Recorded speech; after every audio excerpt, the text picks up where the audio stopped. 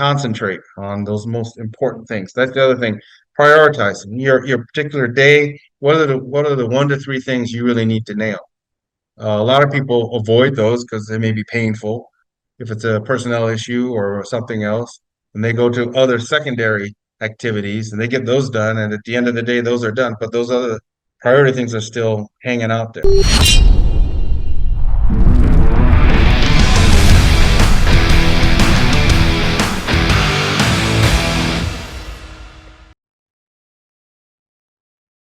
Hi, this is Mike Howard. Welcome to another edition of the Ronan Leadership Podcast. Coming to you on a sunny Friday afternoon here in Las Vegas. Hope all of you had a great week. This will be a shorter podcast today, but it's something I think you'll find very helpful and practical. Thank you. We're getting more and more subscribers to the podcast, so I appreciate you continuing to spread the word about the podcast. We've lined up a whole array of really great guests that are going to be coming on starting another week or so from all different walks of life, different industries, but all with a different, kind of slant on leadership and their business journeys and their personal, struggles. All of them will be very helpful, I think, in helping you all to become better leaders. So continue to pass the word. And if you're new to the channel, please hit the like button and certainly hit the subscribe button that you see on the screen. I also encourage you to continue to, if you haven't done so already, pick up copies of my first 2 books, The Art of Ronan Leadership, and my second one, The Art of Executing Ronan Leadership Strategies. They're a great combination. One tells about my journey of leadership. The other one really goes into the more practical hands-on of leadership, team building, and getting business success. One of the things I want to talk about today is in the vein of the second book, where people have asked about, organization, productivity, and I talk about it in the book a lot. I became a nut when it came to productivity when I was at Microsoft. It first started with a class that Microsoft offered called Managing Action, and it was really all about taming email. And I remember it was a class of maybe 20 or so, and the person running the class, she asked everyone to count the number of emails at the beginning of the class that we had. And I may have, I don't know, 50, 60. You had one guy actually had over 1,000 people. It ranged all over the place. And she said, except for the guy that had 1,000, we'd all get down to basically 0 emails in our inbox by the end of the class. And it was just a method that, as a lot of you may have heard of it, it's just, whether you either do something with the email, you delete it, or you defer it, or you delegate it, right? Those are kind of the 4 Ds. And from then, that snowballed into more of a session about how to manage email. And then there was another add-on class I took, and it was really more in depth about calendaring and how you use the calendar to manage your day, to manage along with the email productivity. And so tried to pass that along to our team to encourage them, because I've always had the theory that the more you are able to tame that email beast, tame that calendar, know when to say no to meetings that don't mean anything, and that's a whole different subject, the more time you'll be able to carve out to be productive and to come up with great ideas and great strategies. And so one of the things I want to do today is a little bit different than I've done before, more of a hands-on. So what I did was I went into my Outlook and I pulled up a separate calendar, just a blank calendar, and I kind of pre-populated it with things that sort of replicate what I did back in the day when I was CSO at Microsoft, to show you how I broke down my week, how I kind of looked at the week. And remember, when you're in business, when you're in the enterprise world, you have a plan, but there could be a crisis that comes about, or your boss needs you for something, and so those plans may go by the wayside. But this having a framework helps you to manage even those times when you have to divert yourself away from what you had scheduled. Um, so what I'm going to do now is I'm going to share my screen with all of you and show you a little bit about calendaring. So I'm sharing right now, this is Outlook, right? And I put this together this morning just to give you a sense of how I tried to organize my particular day and my week. So you see the calendar from Monday through Friday, right? Um, I'm trying to think here. Yeah, I can go up further here. So I would always start my day Monday through Friday with a workout. I go to a place called the Pro Sports Club. It was near Microsoft campus. Work out anywhere from 5:30 to 7.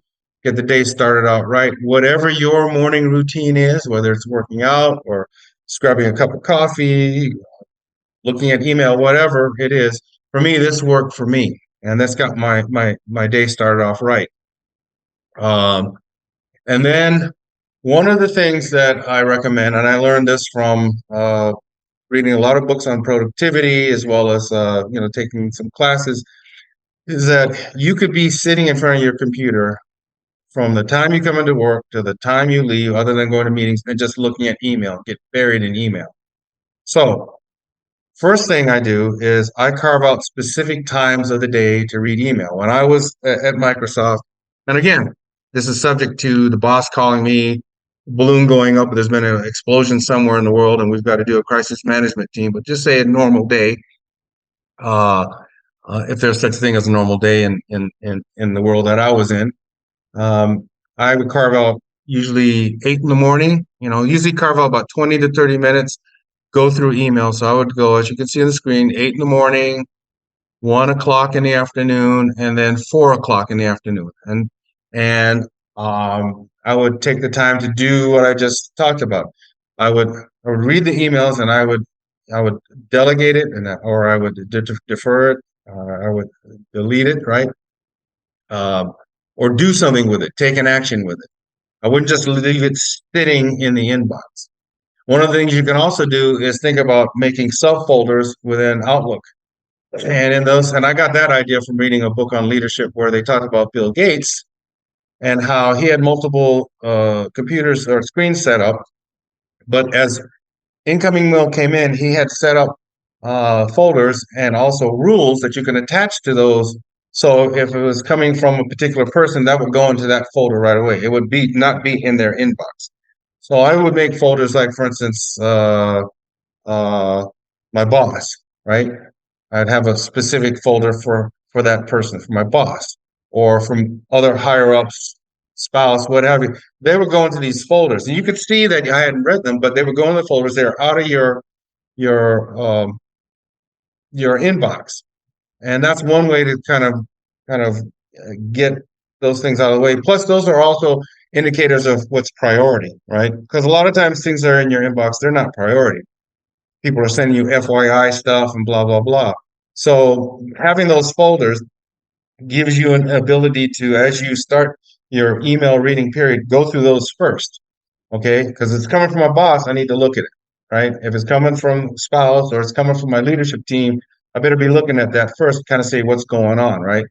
Obviously, if there's an emergency, they're going to call me, so I'm not so worried about that.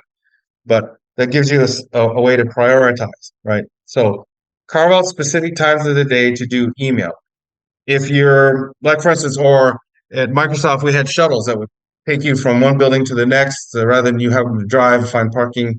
Use the shuttle time to look at email if you can, if you need to. You can carve out different times as you're commuting, and if you're on a public transport, blah blah blah. But the idea is just don't keep sitting there looking at email all day long, because you won't be productive. Okay. So look at email. You could see on Monday mornings, 9 o'clock, I would have my leadership weekly team sync. And we would do it either virtually or sometimes in person. But the idea was to get my leadership team together to kind of go through what everybody's going through in the week. so that there's transparency about what we're all doing. And if there are areas where a couple of my direct reports are actually going to be talking to the same person in another group, well, maybe they can tag team that, or maybe they can figure out one of the persons can carry everybody's water, so you're deconflicting. You're not, you're making sure that everybody's supporting each other. You're not stepping on each other's toes, right? You're not siloing each other. And it would be usually about half an hour, just a quick sync. And I would recommend that if you are running a team, a group, what have you, to make sure that you are syncing properly at the beginning of the work week to make sure that everybody knows what everybody's doing, and where you can support each other or not duplicate efforts. That's the time to do that. You will also see on the calendar, and I just made this up, but once a month we would take some of the items from the weeklies that we do, and we would, if those areas, there are some areas that needed more of a deeper dive, we would, put that into another pot for strategy. And once a month, we do a 2 to 3 hour strategy meeting where we would look at all the strategic issues within our group, whether there were budget issues, personnel issues, operational issues, what have you. We would take that time to do the real deep dive. I always enjoyed it because it was a good way for us to dissect what was going on in our organization, things that needed to be remedied or fixed. We would be able to talk about those issues. If we wanted to get, if I had two groups that needed personnel in Asia or some other place, and you can only have so much headcount, as we call it. That was a good place to kind of talk it through. Sometimes it would get heated, but that's okay. The idea was to debate the issues and then get to the point where we can come to a consensus. So think about baking in at least once a month a longer strategy session with your team, so that you don't mix up. And that goes into Death by Meeting. You've heard me talk about that before. Great book by Patrick Lencioni, mixing up operational and tactical and strategic and catching up and all that stuff that usually happens in a lot of meetings, which are not productive at all. So you keep the tactical and strategic separate. Yeah, there's a symbiotic relationship, certainly, but you keep that separate. And then I guess the last thing I want to mention is you look at Friday at 3 p.m. I always carved out Fridays as strategy time. The way my rhythms of energy worked, I'm a morning person. I love mornings. I got high energy in the mornings. You get me around 2 or 3 o'clock, not so much. As And so the idea would be that I would bake in Friday afternoons. Usually nothing's that much going on Friday afternoons again, unless there's something bad happening, then certainly that would be an issue. But for the most part, at the end of the day, usually my energy levels are lower in terms of wanting to go to meetings or engaging in a lot of intellectual stuff. I could do it if I have to. Other people are different. Other people they're dragging butt in the morning and they love the afternoons. But I would carve out Friday afternoons for a few hours to think about uh, strategy.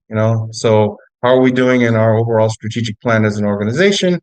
How are we? What are some things that I may want to be thinking about for innovations and how to do things better within our group, new ideas. These are the times when you can just kind of just look at stuff and think about stuff. Gates used to have a thing where he used to call it Think Week, where he would gather materials throughout the year, take off a whole week just to think about things. This is a microcosm of that. This is kind of taking what's happening during that week, or maybe even that month, and then sitting down for a few hours and boiling it down so it gets to the point where you're able to, okay, let me think about this. Let me think about that. Let me think about how we can do better, personnel wise, budget wise, whatever the issue is. But you need to do that. Carve out some time during the week for strategic time. Now, depending on your position in a particular company and what you have to do, maybe you can do a couple hours. Maybe you can do an hour. Maybe you can do 45 minutes. But the key is if you can tackle email and you can tackle the calendaring, um, and be rigorous about what meetings you need to attend, it will give you time in your day, in your calendar, to carve out time for strategy. You also know that I color code, right? Uh, Now, I learned that again from the same folks that taught the classes about email and calendaring. I really got in depth about uh, color coding, different meetings. The leadership team meeting is in green. Reading email is more of this kind of aqua. Strategy time is in blue. I'd have other things. I just didn't populate them in there. But if I had mentoring meetings, I'd put that maybe in red. Um, and you label them. There's a way to do that within Outlook. And again, it just gives you a visual so you can kind of see what's what. So it's not just a blank screen. Not necessary that you do that. It works for me, and I still do it to this day on my own Outlook. Even though I'm retired, I still got a lot of things going on, and so it helps. So, um, this is what I would suggest to all of you. I and as you are trying to figure out how to be more productive. Um, and I'm going to stop the share right now. So feel free, obviously, to look at this as you're taking screenshots. And I'm going to stop the share right now. Okay, so um, that's just a snapshot, but I think it's if you can tame the email beast, the calendaring beast, you'll be a lot more productive in your daily, weekly, monthly, yearly activities. You'll have the time to think about strategy. You won't be just feel like you're just running, like a chicken with your head cut off and never gaining ground. The worst thing you can do is to just keep buried in that email over and over and over again. The worst thing you can do is multitask, going from one thing to the next thing to the next thing. You need to concentrate on those most important things. That's the other thing. Prioritize your particular day. What are the 1 to 3 things you really need to nail? A lot of people avoid those because they may be painful if it's a personnel issue or something else, and they go to other secondary activities and they get those done. And at the end of the day, those are done, but those other priority things are still hanging out there. So, what are the main things you need to get done? And what do you have to do to get those things done? And if you can be disciplined about reading email at specific times of the day, and remember, that was just a shell, right? In my day, you also had my boss's team meetings and you had other meetings I had to go to. So the calendar was a lot more populated than that. But if I could be rigorous enough to be disciplined about the emails throughout the day and make sure that I'm really jealous about carving out that time for strategy and the tactical meeting with my team at the beginning of the week, then I could find time to take care of action items and things like that. But if you're just pulling out fires all the time and constantly looking at that email and then returning the call, then getting back to your task and all that, you won't be productive. You have got to be rigorous and disciplined about this, and I guarantee you it will bear fruit. So that's it for this week, short and sweet. But I know that a lot of you want sometimes you want more of a hands-on how to do. So that gives you an idea of at a very basic level how to do. Happy if you have more questions, you can engage with me. I can give you more in-depth resources that you can go to really structure your calendar, structure your meetings, and all that stuff in a way that'll make you most productive. So thanks for listening. And again, get a chance, please send me some comments, hit the like button, hit the subscribe button, tell your friends, your family, your enemies, tell everybody about the podcast. Like I said, it's growing and it's great. I also have a weekly leadership blog that I do on LinkedIn, and I've gotten a lot of subscribers from that, and I think that also has bled into this podcast. So be on the lookout for that. We can send you a link. You'll see the link on the screen here as well for that podcast. You can find my book at Amazon.com, and mikehowardauthor.com. And I've got a third book coming out, but it has nothing to do with leadership. I've teased it in last week's podcast. It's an action thriller that will be coming out this spring, and I think you'll enjoy it. It's different. It was different for me to write it, and I think it'll be a lot different for you reading it. But it's a diversion away from the leadership stuff that we've been doing. So until next week, hope you have a great weekend, or whatever you are seeing this podcast. Have a great week. Keep on practicing great leadership.